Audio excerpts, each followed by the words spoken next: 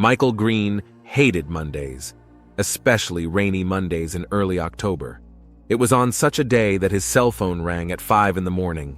The detective's hand fumbled for the receiver, and without opening his eyes, he held it to his ear. "Green," he said hoarsely. "Detective, we have a homicide." The duty officer's voice sounded too cheerful for this early hour. 34 Maple Street, Suburbia. The body was found in the garage. Michael sighed, rubbing his sleepy eyes. "I'll be there in 20 minutes. The shower didn't help chase away the drowsiness, but at least it brought back his ability to think. On the way, Green stopped at a 24-hour diner for coffee. The bitter drink burned his throat, but it was exactly what he needed. Maple Street was a typical American suburb, neat 2-story houses, small lawns in front of them, cars in the driveways. House number 34 didn't stand out in any way, except for the police cars with blinkers in front of it. Pulling on his gloves, Green walked past the police tape to the garage, where he was met by Officer Davis. "What do we got?" Michael asked, sipping his coffee. "Male, approximately 25 years old. Multiple stab wounds to the chest and neck. Suspected murder weapon, screwdriver, found near the body. Discovered by whom? Victim's wife, Caitlin Morris. She's a nurse, works the night shift. Got home around 4 a.m. and found her husband dead in the garage. She's in the house. Officer Pelton is with her." Green nodded and walked into the garage. The smell of blood hit his nostrils. With an involuntary wince, he approached the body. A young man lay on his back near the workbench, surrounded by a dark pool of blood. He was wearing work jeans and a t-shirt soaked with blood that it was impossible to determine its original color. Medical examiner Lauren Chang was already in the process of examining him. "Hi, Michael," she said without taking a break from her work. "Jason Morris, 24 years old. Time of death was between 9 o'clock and 11 p.m. Cause of death is obvious. Multiple stab wounds. I counted 8, but I'll do a detailed examination at the morgue. Any signs of a struggle? Minimal. Abrasions on the knuckles of the right hand. Probably landed one punch. Judging by the nature of the wounds, the attacker was violent but not erratic. Most of the blows were precise, to vital organs." Green looked around. The garage was set up as a workshop. Tools hung neatly on the walls, an old motorcycle under a tarp in the corner, spare parts on the shelves. Typical garage of a man who likes to tinker with machinery. "Any signs of forced entry?" Detective asked Officer Davis. "No sign of forced entry. Front door was unlocked when the wife arrived." Green walked over to the workbench. On it were tools, a bottle of beer, and 2 glasses. Both used. "Maybe the victim knew someone," the detective muttered. "Lauren, check the glasses for prints and DNA." "Already bagged them for the lab." The examiner nodded. After making sure the body was being handled properly, Green left the garage and headed for the house. He had to talk to the victim's wife. Caitlin Morris was sitting on the living room couch, wrapped in a plaid blanket. Pale, with eyes reddened with tears, she looked lost. An older woman sat next to her and held her hand. "Detective Michael Green," he introduced himself, showing his badge. "Are you Mrs. Morris?" The young woman nodded, her chin trembling slightly. "I know this is difficult for you, but I need to ask you a few questions." "Caitlin just lost her husband," the older woman said sharply. "Can't this wait?" "Unfortunately, no," Green replied softly but firmly. "The first hours of the investigation are critical." He turned to the older woman. "And you are?" "Eleanor Jenkins, Caitlin's mother." Green nodded and sat down in the chair opposite. "Mrs. Morris, please tell me what happened tonight." Caitlin took a deep breath, trying to gather her thoughts. "I work at Memorial Hospital, night shift, 8 p.m. to 4 a.m. When I got home, I noticed that the lights in the garage were on." Her voice trembled. "I went in to check on him and found him." She couldn't continue, tears streaming down her cheeks. "Did you call anyone before you called the police?" "My mom," Caitlin sobbed.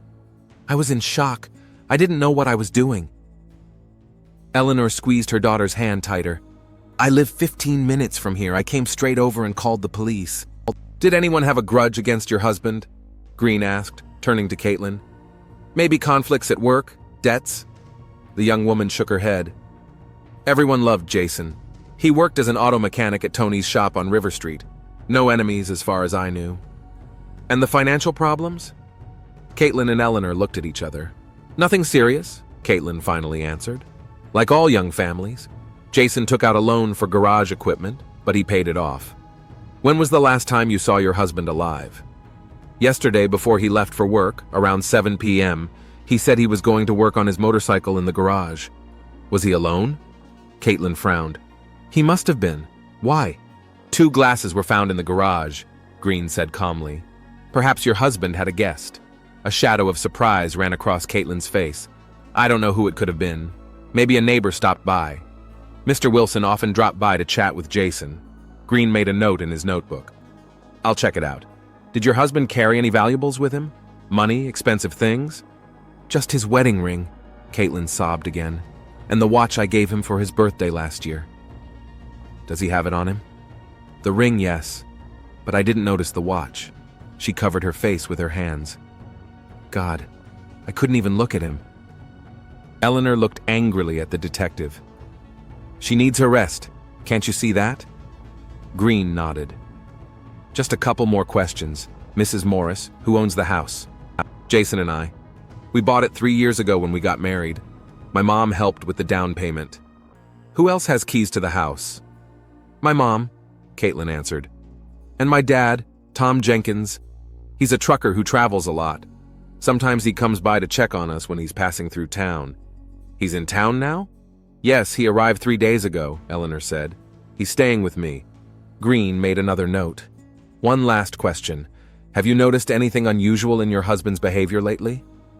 Caitlin frowned, trying to remember. He seemed tense the last couple weeks, but I thought it was because of work. They were having some kind of problem at the workshop. Thank you, Mrs. Morris. Green stood up. Officer Pelton will stay with you. If you think of anything else, let me know right away. The detective left the house and went to the neighbor's Mr. Wilson, an elderly man from the neighboring lot, confirmed that he did drop by Jason's house occasionally, but he hadn't been home last night. He and his wife had gone to visit their daughter in the next town and hadn't returned until this morning. Other neighbors didn't notice anything suspicious either. Back at the crime scene, Green met up with the forensics team, who were finishing collecting evidence. Anything interesting? He asked the senior technician. Maybe. In a trash can behind the garage, they found a supermarket receipt dated last night around 8 o'clock, 2 beers and snacks, and one more thing. The technician held out a plastic bag containing a wristwatch. Found it in the bushes near the house. Description matches the one that belonged to the victim. Prints? We're processing, but there's something else interesting. The tech pointed to tire tracks in the wet ground next to the driveway. Someone parked here last night. The tracks don't match the victim's car or his wife's. Green examined the tracks, make casts, and check security cameras in the neighborhood. Maybe our killer got caught on tape. After that, the detective went to the shop where Jason worked. Tony, the owner of the auto shop, a large man with tattooed arms, looked shocked by the news. I can't believe it, he shook his head. Jason was a great guy. Best mechanic I ever had. Did he have any conflicts with any of his customers or co-workers? No. Everybody loved him. Customers would make special appointments with him. And the financial difficulties? Tony frowned. He'd asked for an advance a couple weeks ago, said he needed to pay off a loan. Nothing unusual, I gave him the money. When was the last time you saw him? Yesterday, he worked till 6 p.m., then he went home. What did he look like? Anxious? Tense? Tony was thinking. Now that you ask. Yeah, he'd been kind of jumpy the last few days. I thought it was wife trouble or something. Kept his mouth shut. Back at the precinct, Green began compiling his initial report. A phone call interrupted his thoughts. Green, we got the results on the prints on the glasses, Lauren said. One has the victim's prints on it, the other is female, doesn't match the wife's. Also, the blood test showed alcohol, but in small amounts. He was a little tipsy, but not drunk. Thanks, Lauren. Green hung up the phone and thought, who could have been with Jason in the garage tonight? A woman, but not his wife. And judging by the nature of the wounds, the murder was committed in a fit of rage, not for the purpose of robbery, although the watch was missing. The detective decided to check out Caitlin's mother's alibi. Eleanor Jenkins worked as a manager at a Food Line supermarket across town. A call to the store confirmed that she had finished her shift at 6 p.m. yesterday and left the workplace. After that, her whereabouts were unknown until a call from her daughter deep into the night. Next on the list was Caitlin's father. Tom Jenkins was staying at a motel on the outskirts of town. The receptionist had confirmed that Tom had returned to the motel last night at about 9 o'clock and, as far as was known, hadn't left until this morning. Green drummed his fingers on the table. Something wasn't adding up.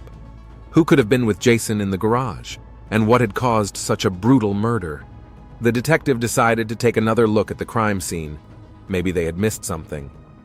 By late afternoon, the rain had intensified, drumming on the roof of the Rockville police station. Michael Green sat at his paper-cluttered desk, staring at the crime scene photos. Something was bugging him, some detail he was missing. A phone call snapped him out of his musings. "Detective Green," he said, holding the receiver to his ear. "Michael, it's Lauren. I have the forensics results. I'm listening. First of all, the prints on the second glass. We checked the database. They belong to Eleanor Jenkins." Green frowned.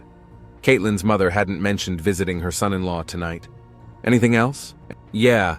The watch found in the bushes has traces of the victim's blood and skin particles under the strap, presumably belonging to the attacker. We've isolated the DNA, but there's no match in the database." "Thanks, Lauren. Keep me posted." After hanging up the phone, Green leaned back in his chair. Eleanor Jenkins was with Jason in the garage shortly before he died. Why had she concealed that fact? And could a 55-year-old woman have stabbed a young man 8 times with a screwdriver with such force? The detective decided to check the family's financial situation. A query to the bank revealed that Jason and Caitlin had a mortgage on the house and several consumer loans. Nothing unusual for a young family, but the payments were eating up most of their income. In addition, 3 weeks ago, Jason had made a large withdrawal from his account, $5,000 in cash. I wonder, Green thought, where that money went. The next step was to examine the phone records. The detective obtained Jason's phone records for the last month. Among other numbers, there was often one that Green didn't recognize. Checked it out. Eleanor Jenkins' cell phone. There had been 27 calls between them in the last month, sometimes several a day, some of them late at night when Caitlin was at work. The picture was beginning to clear, but Green didn't want to jump to conclusions. He decided to talk to Eleanor again, this time alone. Eleanor Jenkins lived in a small apartment in an old building not far from the supermarket where she worked. It was about 8 in the evening when Green arrived. She opened the door looking tired and worried. "Detective? Did something happen to Caitlin?" "No, Mrs. Jenkins. I'd like to ask you a few questions." After a moment's hesitation, she stepped back, letting him into the apartment. "Come on in. Sorry about the mess. I wasn't expecting guests." The apartment was modest, but cozy. There were pictures on the walls, mostly of Caitlin at different ages. One caught Green's eye. Eleanor, Caitlin, and a man, presumably Tom Jenkins, together on a picnic, all smiling for the camera. Judging by Caitlin's age in the photo, about 10 years old. "Mrs. Jenkins," Green began, settling into the offered chair, "when we examined the crime scene, we found your fingerprints on one of the glasses in the garage. You didn't mention that you met Jason the night before he died." Eleanor turned pale and slumped down on the couch. "Yeah," she stammered, looking away. "I didn't think it was important. Everything matters when it comes to murder," Green said firmly. "Especially the fact that you may have been the last person to see the victim alive." She clasped her hands together, knuckles white. "I stopped by their house around 8 o'clock this evening, brought groceries for Caitlin, like I do every week. She wasn't home, she was at work. Jason was in the garage working on his bike. We talked for a while, had a beer. I left around 9:30. "What did you talk about?" Eleanor shrugged, not looking up. "Nothing in particular. About work. About Caitlin." "Mrs. Jenkins," Green stepped forward. "We checked the phone records. You've spoken to Jason 27 times in the last month. That's a lot for a mother-in-law and son-in-law, don't you think?" Her face trembled. "We always got along well. Jason was like a son to me." "So well that you went out with him when your daughter was at work?" Eleanor looked up sharply, fear in her eyes. "What do you mean?" 3 weeks ago, Jason withdrew $5,000 from the account. Where did that money go? I don't know. Her voice shook. You'll have to ask Caitlin. Green stared at her in silence, waiting. The silence dragged on. Finally, Eleanor took a deep breath. Okay, Jason lent me the money. I was in trouble. Credit card debt piling up, threatened with eviction. I didn't want to bother Caitlin. She was working hard enough as it was. Jason offered to help. Did Caitlin know about this? No. Eleanor shook her head. We decided not to tell her. She would only worry. And that's why you called so often? To discuss the debt? Yes, she answered quickly. I promised to pay back the money as soon as I could. Something in her voice seemed false to Green. He decided to press on. Mrs. Jenkins, do you know that lying to an investigator is a serious crime? I'm not lying. Then explain this. Green pulled out his cell phone and showed him a picture. This is a surveillance camera from the gas station across the street from your daughter's house. This is your car leaving the neighborhood at 10:30 at night, not 9:30 as you claim. Eleanor pressed her lips together, her face went white. That's a mistake. And there's one more detail. Your fingerprints were found not only on the glass, they were found on the garage door handle, on the workbench, and on the toolbox from which the screwdriver was supposedly taken. Do you want to change your statement? Eleanor covered her face with her hands, her shoulders shaking. You don't understand? She said in a muffled voice. It's not what it seems. Then explain. She raised her head, tears in her eyes. She hesitated, struggling for words. Jason and I had a relationship. Green kept a nonchalant expression on his face, though he wasn't inwardly surprised. For how long? About 6 months. Eleanor wiped away a tear. It started by accident. I used to stop by when Caitlin was at work. Jason was lonely and so was I. We just talked at first. Then, it changed. You met at their house? Sometimes. Jason came to my place more often. We were careful. No one suspected a thing. Including your daughter. Eleanor shuddered. Caitlin didn't know anything. We didn't want to hurt her. What happened the night of the murder? She took a deep breath, trying to calm down. I arrived around 8, as usual. We had a beer. Jason was strange, nervous. I asked what was wrong, and then... Her voice shook. He said he wanted to end the relationship, said he loved Caitlin, that it was all a mistake, that he felt guilty. And how did you react? I was upset, of course. Begged him not to do it. Told him I loved him. But Jason was adamant. He said he'd already made up his mind. And you left at 10:30? Yes, Eleanor nodded. We talked for a long time. I cried. Finally, he walked me to my car. We said goodbye and I left. Was he alive when you left? Of course he was, she exclaimed. Do you really think... Eleanor faltered, realizing where the detective was leading. God, no. I didn't kill him. I loved Jason. Green stared at her in silence. Eleanor seemed sincere, but something about her story didn't add up. Did you have an alibi for the time after 10:30? I drove home, was here around 11, then I went to bed. Caitlin called me at 4 a.m. Can anyone confirm that you were home? She shook her head. I live alone. But I didn't kill him, I swear. Green nodded, making notes in his notebook. Mrs. Jenkins, you'll have to come with me to the station for a formal statement. Will Caitlin find out? She asked quietly. It's part of the investigation, Green replied. Sooner or later the truth will come out. Eleanor lowered her head, her shoulders slumped. She'll never forgive me. Asterisk, asterisk, asterisk. At the station, Eleanor repeated her story on the record. She insisted she hadn't killed Jason, even though she admitted to having a romantic relationship with him.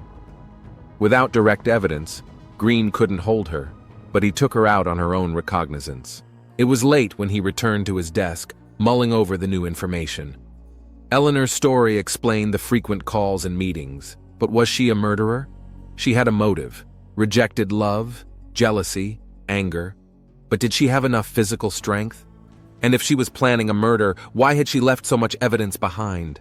Green decided to talk to Tom Jenkins. Maybe Eleanor's ex-husband and Caitlin's father could shed some light on his ex-wife's character. Asterisk, asterisk, asterisk. The Pine Forest Motel had seen better days. The peeling paint, the faded sign, The cracked asphalt of the parking lot, Tom Jenkins opened the door to room 15, looking like he'd just been woken up.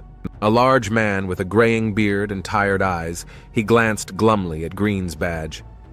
"What can I do for you, officer?" "Detective Green, homicide. I'd like to ask you a few questions about your son-in-law, Jason Morris." Tom sighed and stepped back, letting Green into the room. "That's a terrible story. How's Caitlin?" "She's hanging in there," Green replied, looking around the room. It was a typical motel room. A bed, a nightstand, a TV, a small table by the window. On the table was a bottle of whiskey, half empty.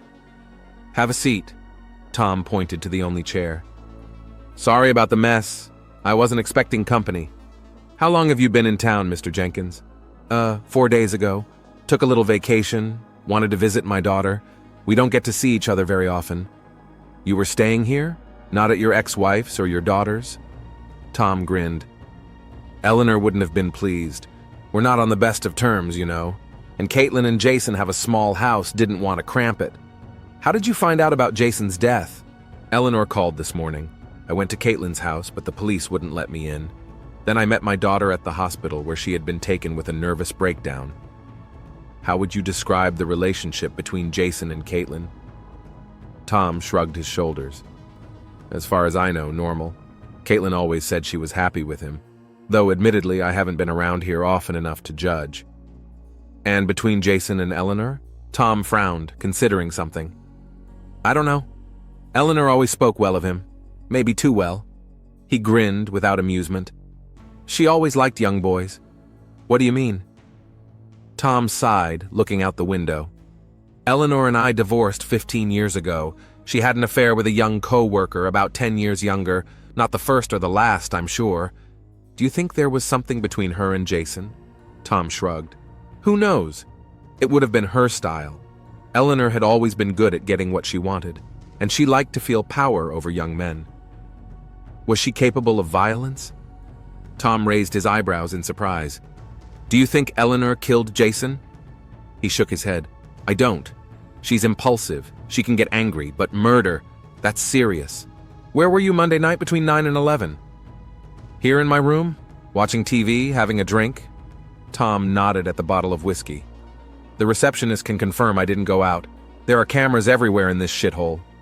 Green nodded, making a note in his notebook. "How long have you known Jason?" "We met at a wedding 3 years ago. Then we saw each other a couple times when I was visiting. He's a nice guy. He's a hard worker." "Did he ever mention any problems? Financial? Personal?" Tom thought about it. "The last time I visited, about 2 months ago, he seemed tense. I asked if everything was okay. Jason said something like family difficulties. I didn't bother asking." "Did Caitlin say anything about marital problems?" "No." Tom shook his head. "But my daughter and I aren't very close. After the divorce, Eleanor turned her against me. Caitlin keeps a friendly demeanor, but she doesn't open up." Green nodded, standing up. "Thank you for the information, Mr. Jenkins. If you think of anything else, please give me a call." He held out a business card. Tom took it, examining it. "You know, Detective," he said thoughtfully, "if you're looking for a motive, look in the direction of money. Eleanor has always been greedy for it. And by the time she was 55, she'd never learned to live within her means." Asterisk, asterisk, asterisk. The next morning, Green decided to talk to Caitlin again. She looked better than the day of the murder, but she was still pale and gaunt. The detective met her at a coffee shop near the hospital where she worked. "How are you holding up?" he asked, taking a seat at a table. "I've been better," she smiled weakly. "The funeral's the day after tomorrow. I can't believe he's gone. Mrs. Morris, I need to ask you some questions about your mother." Caitlin frowned. "About my mom? What does she have to do with it? How would you describe the relationship between your mother and Jason?" "Normal," Caitlin shrugged. "Mom's always been good to him, helped us out financially when we were starting out." "And lately? Did they talk a lot?" "Not more than usual," Caitlin thought. "Mom did come over more often when I was at work, though. She'd bring groceries, sometimes cook. Jason was grateful. He wasn't much of a cook himself." "Did your mother ever interfere with your family life?" Caitlin tensed. "Why the questions, Detective?" "Just trying to get the full picture." She sighed. "Mom can be, obsessive." She likes to give advice that isn't always appropriate. Jason and I used to argue about it sometimes. He thought she interfered too much. Did you? I'm used to it. Caitlin shrugged. After my parents divorced, my mom became very protective of me. Sometimes a little too much, but I know she means well. Did you know that your husband lent your mother $5,000? Caitlin stared at Green in surprise. What? No, she stammered. Jason didn't say anything about it. When was this? 3 weeks ago. Caitlin shook her head, looking confused. I don't understand. Why did she need the money? And why didn't Jason tell me? According to your mother, she was having financial problems. She didn't want to worry you. But $5,000? Caitlin frowned. That's a lot of money for us. We're paying off the loans ourselves. Jason should have discussed it with me. Did you notice anything unusual in your husband's behavior after he gave the money? Caitlin hesitated. He was tense, as I said, restless.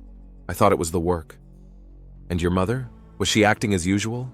I think so, Caitlin answered uncertainly. Though, she hesitated. What?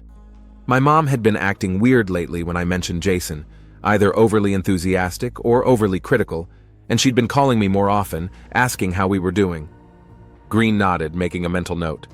Mrs. Morris, do you know if your husband was having an affair on the side? Caitlin turned pale. What? No, of course not.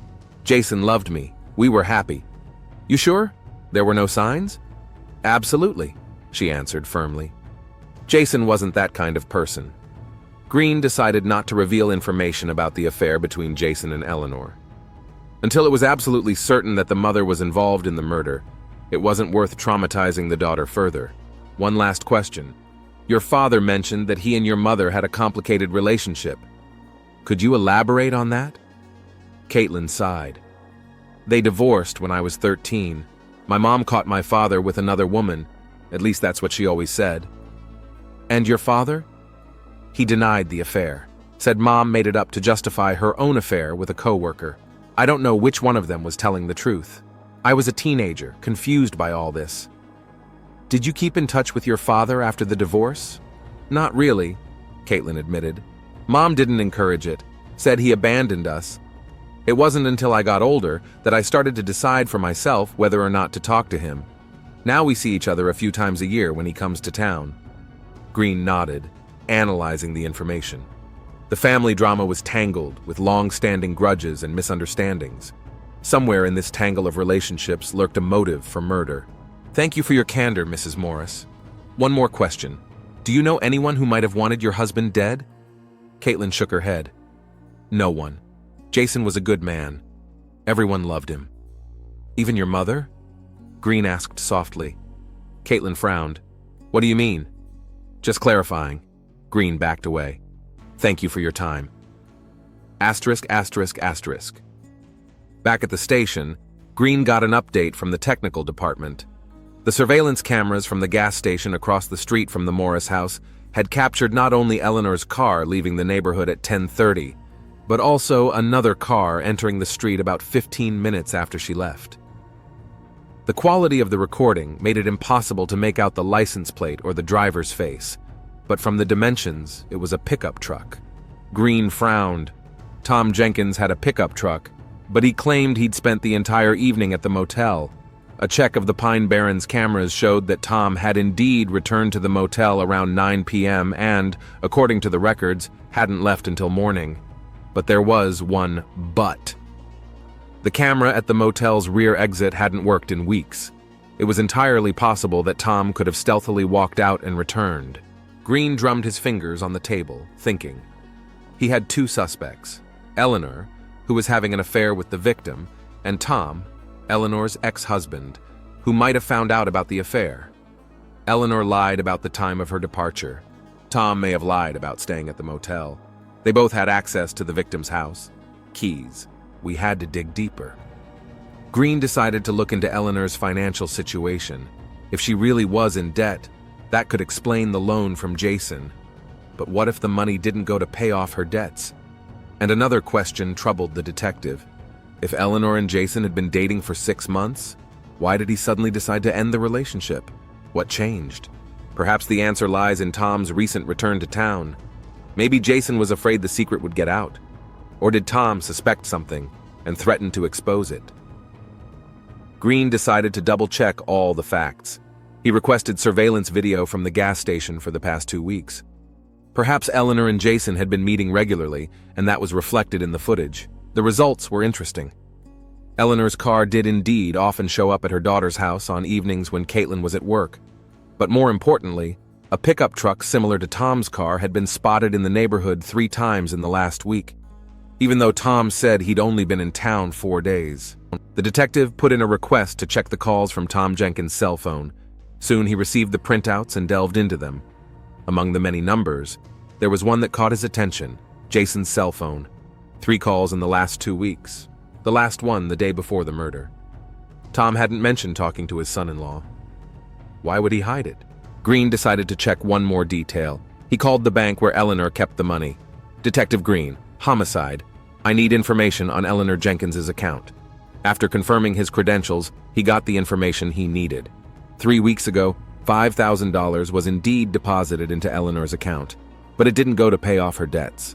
The next day, she withdrew the entire amount in cash. Where did that money go, and why had Eleanor lied about using it? A call from Lauren interrupted his thoughts. Michael, I have the DNA results from the victim's watch. We were able to isolate a profile. It's male DNA, doesn't belong to the victim or Tom Jenkins. We ran it through the database, no matches. Green frowned. A third person? Someone they haven't looked at yet? Thanks, Lauren. Keep me in the loop. The detective leaned back in his chair, trying to put the pieces of the puzzle together. The secret affair between Eleanor and Jason. Money disappearing to an unknown destination. Tom hiding his contacts with his son-in-law, and the unknown DNA on the victim's watch. Something wasn't right here. Something was escaping his attention. Green decided to talk to Jason's co-workers at the machine shop. Maybe they knew something even the family didn't. It was time to dig deeper. Jason Morris's murder was clearly not a simple domestic dispute. There was some dark history behind it, rooted in the Jenkins family's past, and Michael Green was determined to get to the bottom of it. Rain drummed on the roof of Tony's auto shop as Michael Green parked his car out front. He needed to talk to Jason's co-workers to fill in the final blanks in the puzzle of this confusing case. Tony, a large man with hands covered in tattoos and machine oil, reluctantly pulled away from repairing the engine. You again, detective? I've already told you everything. I have some new questions, Green replied calmly. Did Jason ever mention any personal problems? Perhaps a difficult relationship with his mother-in-law or father-in-law? Tony wiped his hands with a rag, thinking, mother-in-law? No, nothing like that. He'd said she helped them out, stopped by often. Jason was even grateful for her support. What about your father-in-law? He didn't talk about him much. Like he was a trucker, didn't show up much. Tony frowned. You know, there was one weird moment about 2 weeks ago, though. Jason was talking to some man in the parking lot. They were having a big argument. Green became wary. Did you see this man? Just a glimpse. Big, bearded, mid-50s. Could have been a father-in-law, I'm not sure. What were they arguing about? I didn't hear, but Jason came back very upset. He wasn't himself all day. Green made a mental note. This could be important. There's something else, Tony said suddenly. Maybe it's not important, but Jason was getting a lot of strange phone calls. He'd go out to talk, come back worried. How often did that happen? For the last month, a lot. Almost every day. Green thanked Tony and went to talk to the other mechanics. One of them, a young guy named Rick, was the closest to Jason. I knew Jay for 3 years, Rick said, wiping away tears. He was my best friend. Did he say anything about his personal life? Rick hesitated, obviously thinking about something. Look, I don't want to say anything bad about the dead. Anything you say could help us find the killer? Green gently nudged him. Rick took a deep breath. Okay, Jason, he was having problems. Personal. He was seeing his wife's mother. Did he tell you that himself? Yeah, about 6 months ago. He was almost proud of it at first, you know? Said she was experienced, passionate, did things his wife would never do. Rick was embarrassed. Sorry about the details. That's okay, go ahead. Things changed over time. Eleanor became demanding, possessive. She called all the time, jealous of his wife. Can you believe it? Jason wanted to end the relationship, but she threatened to tell Caitlin. When did it start? About 2 months ago. And then there was another problem? Caitlin's dad came back to town. Tom Jenkins? Yeah. Jason was afraid he'd find out or suspect something, especially since he and Eleanor had had a very bad relationship since the divorce. Green nodded, making mental notes. The story was becoming clearer and clearer. Asterisk, asterisk, asterisk. Back at the station, Green got the printouts from the surveillance cameras. Eleanor's car had indeed left the neighborhood at 10:30 p.m., just as she'd said, but footage from a gas station camera 2 blocks away showed that her car had reappeared there around 2 a.m. She returned. Green requested Eleanor's credit card information. At 2 hours and 15 minutes past 2 in the morning, her card had been used to pay for a coffee purchase at that very gas station. The detective called Eleanor back in for a second interview. Asterisk, asterisk, asterisk. Eleanor Jenkins sat across from Green in the interview room, avoiding his gaze. Mrs. Jenkins, you lied to me, the detective said calmly. You didn't just leave after talking to Jason. You came back later that night. She flinched, but she quickly pulled herself together. I don't know what you mean. Green put the camera printouts and the credit card statement in front of her. Your car at the gas station at 2 o'clock in the morning. Your credit card was used at the same place at 2:15. You want to change your statement? Eleanor was silent for a long time, looking at the papers. Finally, she raised her head, tears in her eyes. Yes, I came back, she said quietly. But Jason was already dead when I arrived. Tell me more about it. She took a deep breath, gathering her strength. I couldn't calm down after we talked. He said it was over, that he loved Caitlin, that our relationship was a mistake. I was furious, then desperate. I took sleeping pills, but I couldn't sleep. Finally decided to go back, talk to him again. At 2 o'clock in the morning? I knew Caitlin was at work till 4 o'clock. It was our last chance to talk alone. Eleanor clasped her hands together. When I arrived, the garage light was still on. I walked in and... Her voice shook. He was lying there, covered in blood, already dead. And what did you do? I panicked. I wanted to call the police, but I thought, how can I explain why I'm there at 2 o'clock in the morning? Everyone would know about us. Caitlin would find out. I couldn't. I just couldn't. So I left. You didn't touch the body? The crime scene? No, she shook her head. I saw him, and I knew there was nothing I could do. I left, trying not to touch anything. Green stared at her, trying to determine if she was lying. The story sounded plausible, but there was something that troubled him. Mrs. Jenkins, Jason's watch found in the bushes near the house had skin particles on it, presumably belonging to the attacker. We've isolated the DNA. If you're innocent, would you be willing to provide a sample for comparison? Eleanor turned pale, but nodded. Of course, I didn't kill him. Thank you for your cooperation. Green stood up. The officer will escort you to the lab to collect the sample. Asterisk, asterisk, asterisk. While Eleanor was taking the DNA, Green got another important result. Tech recovered deleted messages from Jason's cell phone. Among them were several from Tom Jenkins sent the night before the murder. I know all about you and Eleanor. You have to stop this. Caitlin doesn't deserve this kind of betrayal. I'll tell Caitlin everything tomorrow night if you don't do it yourself. Green hesitated. Tom had threatened to reveal Jason's secret if he didn't come clean himself. A strong motive for Jason to break off his relationship with Eleanor, and a strong motive for Eleanor to kill Jason if he decided to confess. The detective called Tom Jenkins in for questioning. Asterisk, asterisk, asterisk. Tom looked tired as he entered the interview room. He sank heavily into a chair, looking at Green with a question in his eyes. Did you find out who killed Jason? Working on it, Green replied. Mr. Jenkins, were you aware of the relationship between your ex-wife and your daughter's husband?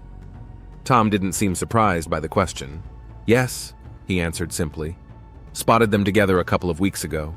They didn't see me, and I watched them from the cafe across the street. And you threatened Jason to tell Caitlin? I didn't threaten him, I warned him, Tom corrected. I gave him a chance to tell his daughter himself. It was the right thing to do. Where were you the night of the murder, between 11 p.m. and 3 a.m.? At the motel, like I said. The cameras confirm it. Green nodded. The cameras did confirm Tom's alibi. His pickup never left the motel parking lot all night. "Do you think Eleanor killed him?"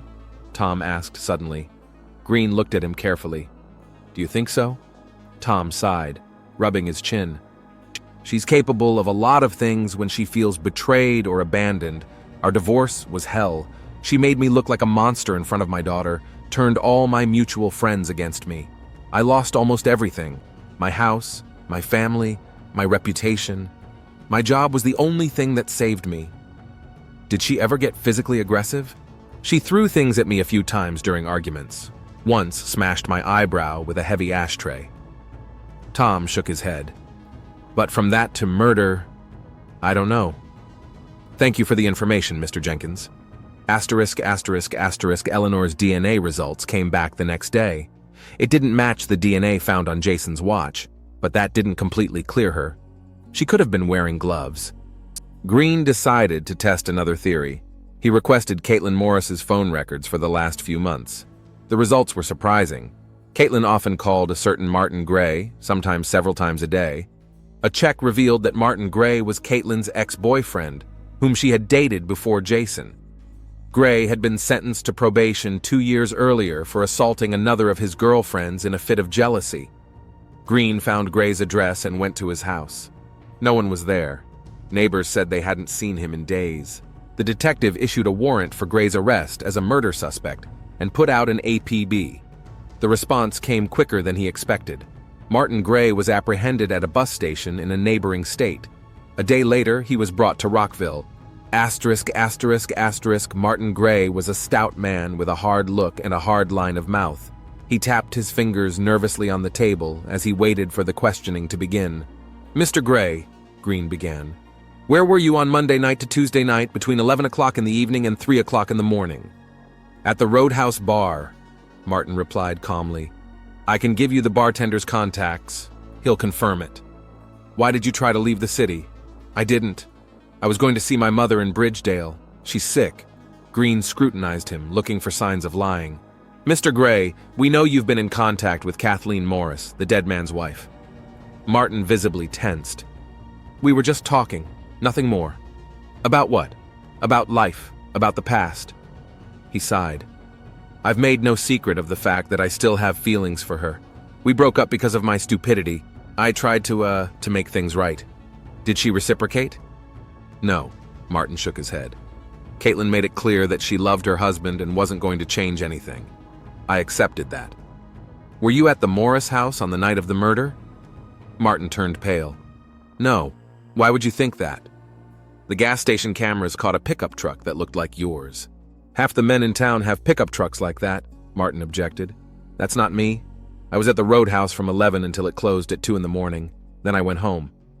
Green made a note to check this alibi. If Martin was telling the truth, he wasn't the killer. "But then, who is?" Check confirmed Martin Gray's alibi. The bartender at the Roadhouse recognized him from his photo and confirmed that he had been at the bar from 11 p.m. until closing. Green returned to his notes. Jason Morris was murdered between 11 p.m. Monday night and 4 Tuesday morning when Caitlin discovered the body. Eleanor Jenkins returned to the house around 2 in the morning and, according to her, found Jason already dead. None of the prime suspects fit perfectly, but something was wrong with Eleanor's story. Why hadn't she called the police after discovering the body? Why did she even decide to come back in the middle of the night? What if she lied about Jason being already dead when she arrived? Green decided to talk to Caitlin Morris again. Maybe she missed something in her statement. "Mrs. Morris," Green began, sitting across from Caitlin in the hospital break room. "When was the last time you spoke to your husband before he died?" Caitlin thought for a moment. "Before he left for work, around 7 in the evening. He said he'd be in the garage fiddling with his motorcycle." "Did he call you during the evening?" "No," she shook her head. "We don't usually call each other when I'm on shift, unless it's an emergency." "How would you describe your mother's relationship with Jason?" Caitlin frowned. "Normal. He was grateful for her help. Mom stopped by often, cooked him dinner when I was at work. Didn't you find that odd, that your mother paid so much attention to her son-in-law?" No, Caitlin answered uncertainly. She's always been a nurturing person, and after she divorced her father, she must have missed the company of men. Green looked at her carefully, trying to figure out if Caitlin had guessed about her mother's affair with her husband. Mrs. Morris, I need to ask you a direct question. Were you aware of the romantic relationship between your mother and your husband? Caitlin turned pale, eyes widening in shock. What? No, that's impossible. Jason would never… Mom would never… Her reaction was too genuine to be feigned. She really didn't know. I'm sorry, but we have proof of their connection. They've been dating for the last 6 months while you were at work. Caitlin covered her face with her hands, her shoulders shaking with sobs. No. It can't be true. Green gave her time to recover before continuing. Your father found out about their relationship and threatened to tell you everything unless Jason confessed. That night, Jason told your mother that he wanted to end their affair. She left but came back later. Caitlin looked up, tears in her eyes, and something else. Anger. Understanding. Do you think she killed him? It's possible, Green answered cautiously. She had a motive. Jealousy, a sense of betrayal. She was at the crime scene around 2 a.m. by her own admission. Caitlin was silent for a long time, staring into the space in front of her. Finally, she spoke in a quiet, almost absent voice. You know, when I was a kid, I was afraid of my mom's anger. She rarely yelled, but when she was really angry… Caitlin shuddered. She was becoming cold, calculating, planned her revenge carefully and precisely. Her father could never stand up to her. Do you think she's capable of murder? I don't know, Caitlin answered honestly. I loved Mom all my life. I can't imagine her as a killer. But if Jason had rejected her, betrayed her… She was silent, unable to continue. Green nodded, making mental notes. Eleanor's behavior was forming a pattern. Impulsive, jealous, capable of cold revenge. But did she have the ability and the power to kill a man with a screwdriver? Does your mother play sports? Is she physically active? Yes, she always took care of herself. Tennis, swimming, gym, twice a week. Caitlin grinned bitterly. She always said she had to look younger than her years. Now I could see why. It might have explained the physical strength needed to kill, but there was still a lack of direct evidence. Asterisk, asterisk, asterisk. Green returned to the station, going over all the known facts. The evidence pointed to Eleanor, but it was circumstantial. She had a motive, had been at the scene of the crime, had the requisite physical strength, but there was no direct evidence. Lauren, the medical examiner, came into the office with a file folder. Michael, I have the results of the additional tests. We found trace amounts of hair dye under the victim's fingernails. Jason probably grabbed his attacker by the hair during the struggle. What color was the dye? Brown with a red tint. Green remembered Eleanor's hair, that color. He requested a search warrant for her apartment and car. The results of the search were surprising. In Eleanor's car, under the trunk mat, they found bloody gloves. Analysis showed that the blood belonged to Jason. Proof was found.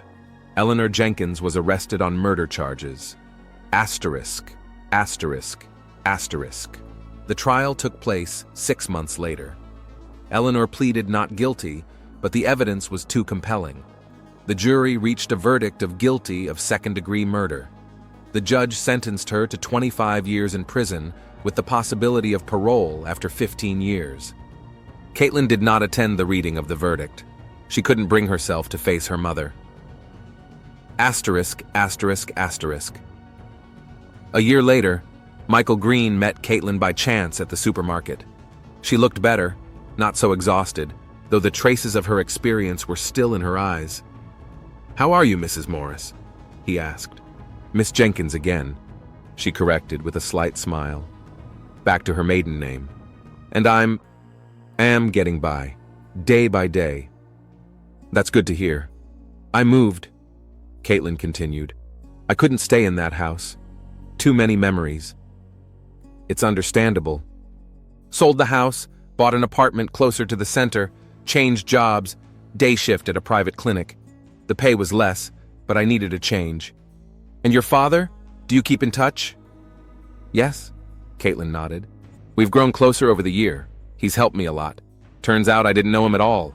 My mom spent so many years painting him as a monster, and he's just a lonely man who loves his daughter. Do you talk to your mother? Caitlin shook her head. No, maybe someday I'll find the strength to visit her, but not now. The wound is too fresh.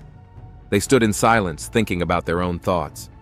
You know, Caitlin said at last, sometimes I wonder if I could have prevented all this. Noticing something, doing something differently. Don't blame yourself, Green said softly. You couldn't have known. You're probably right, she sighed. Everyone makes their own choices. Jason made his, my mother made hers, and I have to move on. Time heals, as they say. I'm not sure it will heal completely, Caitlin smiled sadly, but I'm learning to live with it. And, you know, I met a good man recently. We started dating, very carefully, very slowly. We'll see how it goes. I wish you happiness, Green said sincerely. Thank you, Detective, for everything. They said goodbye, and Caitlin disappeared around the corner of the supermarket. Green watched her, thinking about the strangeness of human relationships, about the fine line between love and obsession, about how easy it is to ruin lives by giving in to momentary desires. Every investigation has left a mark on his soul, but this case especially caught his attention. A secret affair that turned into an obsession, ending in death and ruined lives. A classic tabloid story, but behind the headlines were real people with damaged fates. The case was closed, justice was served, but there was still a bitter aftertaste. And Michael Green knew that he would long remember this story on rainy October evenings, when the silence is broken only by the sound of raindrops on the roof and the ringing of the telephone announcing a new murder, a new tragedy, a new puzzle to be solved.